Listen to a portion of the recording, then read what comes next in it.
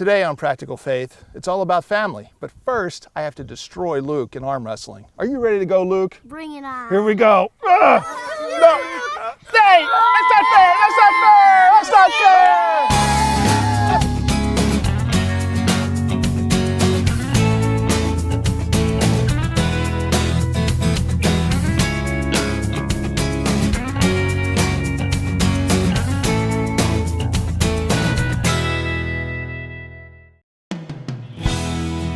Meet Donn and Tricia Sayre, proud parents of Chris, Elijah, Luke, Levi, and Gabriel.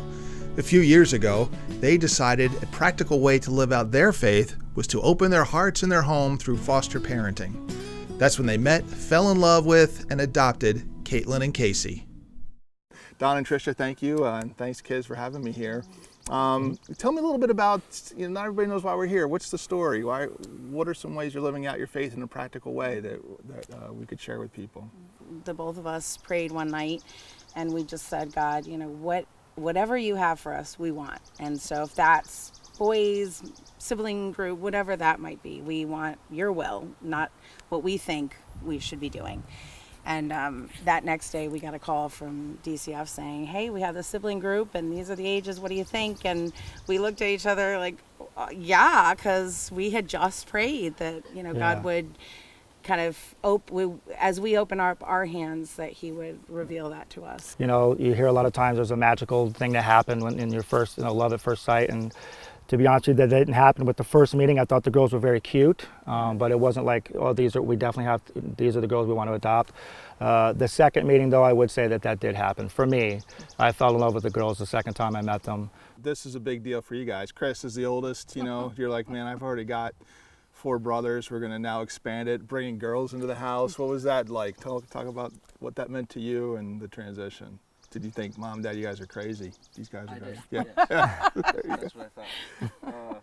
I went with them to meet them at Interstate 91 is where we went, and I fell in love with them too, so I was prepared. Well, what's been some of the more challenging? What are some of the things that kind of came up, like the aha moments, like, oh, I didn't anticipate this, but we're going to get through it, but we're like, oh, this is not exactly the way I thought it was going to be. I think the first 2 weeks, it was that honeymoon period, and then the boys thought, what in the world just happened? We didn't know what it would be like to have sisters. And the girls who had only had each other and their other sister thought, what happened? We didn't know what this boy thing was all about. So just even how to grow together as a family and work on those relationships. So far, it's been great having brothers. Mm-hmm. Yeah. Girls. Honestly, what's yeah? Oh, go ahead. Sometimes, yes. Sometimes that sounds about right. Yeah, sometimes it's really days, great. Bad days. Absolutely. This is the Practical Faith program. What does that mean to you personally now? How do you define that? Just the whole idea of being in a place with God where you're listening to Him and doing what it is that He's told you to do. So it may not be adoption, but it might be adoption. I think there's some people out there that they're supposed to be adopting and they just don't know it yet. For whatever reason, and so that's one of my hopes in doing this video is to encourage other people, because to me it's been it's the greatest blessing. One of the greatest blessings are these 2 girls whom I love as my daughters, and they are my daughters, and it's a blessing to me. How much do you think your faith weighed in to the decision to do this? Right, like if you weren't Christians, it wasn't that wasn't a central part of your life. What do you think would be different about this situation? Before becoming a Christian, I did not really even like kids. I was not the babysitter type. I know it's a sad thing, and but then getting married and having children definitely softened my heart towards that.